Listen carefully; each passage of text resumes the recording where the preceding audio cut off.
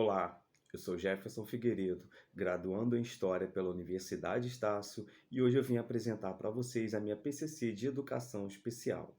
A disciplina, ela aborda os fundamentos teóricos e metodológicos para a formação do educador com conhecimentos básicos para atuar na perspectiva da educação inclusiva. E para essa reflexão, eu entrevistei a professora Thaís Guedes, do Centro de Apoio Pedagógico Catavento.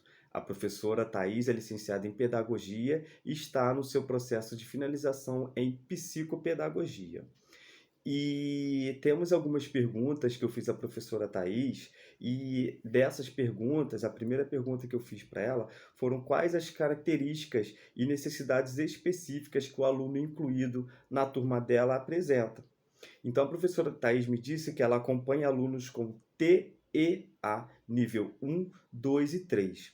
O TEA, né, eu vou explicar rapidamente para vocês, o termo, né, autismo, ele era utilizado para denominar o indivíduo que apresenta alterações de desenvolvimento neuropsicomotor associado a isolamento social pronunciado, estereotipias e perda do contato com a realidade, né? E com o passar do tempo, o avanço dos métodos de avaliação e modernização das ciências que auxiliam o diagnóstico precoce, no caso, o termo autismo ele foi substituído pelo transtorno do espectro autista, o TEA, pelo fato de a síndrome apresentar graus diferentes de alteração na comunicação, na interação social, na motricidade global e cognição.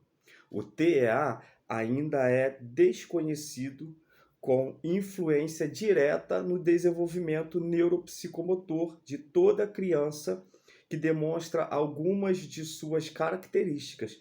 Geralmente, essas características elas aparecem nos 3 primeiros anos de vida, e ela fecha concretamente o seu diagnóstico a partir dos 3 ou 4 anos de idade, a depender do grau de transtorno, e prevalece durante todas as fases de crescimento e desenvolvimento humano, né? E também a professora Thaís tem alunos com síndrome de Down, e alguns apresentam essas dificuldades que eu citei: intelectual, prejuízo na fala e motricidade, né?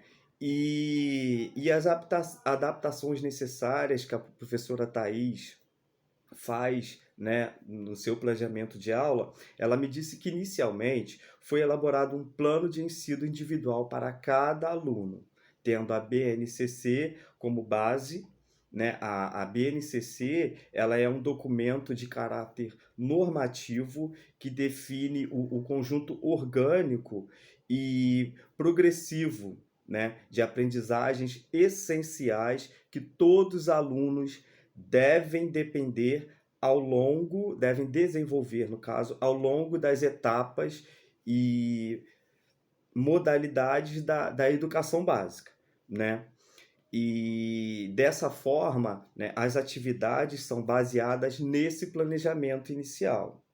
E os recursos, né, adaptados que são disponíveis lá na escola da professora Thaís são de material sensorial, no caso luvas, tapetes, sacos, alfabetos móveis, jogos lógicos de diferentes níveis, adaptadores de lápis, tesoura adaptada, material estruturado em tamanho maior, entre outros. E esses materiais, né, eles visam promover, eles ajudam a promover a interação entre os diferentes alunos da turma, né? E o tempo, né, e o recurso que são adequados lá na escola da professora Thaís, né, no caso da instituição, eles têm esse recurso, o tempo é totalmente organizado, o planejamento é muito bem feito, né? E a parceria que ocorre entre o professor, o aluno, a equipe pedagógica e a família é um trabalho muito bem feito, um trabalho em conjunto. E ela disse que quando não há essa parceria entre aluno, professor, equipe pedagógica e família, fica impossível de você realizar um trabalho, Então é essencial que haja esse conjunto, né. E a professora Thaís disse que a avaliação da aprendizagem, né, do aluno com necessidades específicas, ela é realizada de 2 formas. A primeira é que existe uma avaliação diária, através dos relatórios que se baseiam no objetivo do dia a dia, né. E a avaliação, ela salienta se a criança atingiu o objetivo, se houve necessidade de mudar a mediação e se ela apresentou outra habilidade que não foi proposta naquele dia. E a outra forma de avaliação é mensal, usando as informações do PEI como guia, né. O PEI, ele é o Plano Educacional Individualizado, né. É um documento elaborado, né, em conjunto pelo professor a partir da avaliação de um aluno com necessidade educacional específica. Então cada aluno é único e ele aprende, portanto, de maneira diferente. E o PEI visa registrar esse caráter individual de cada aluno, para que, utilizando dessas estratégias adequadas, ele possa aprender assim como os outros estudantes do ensino regular, né?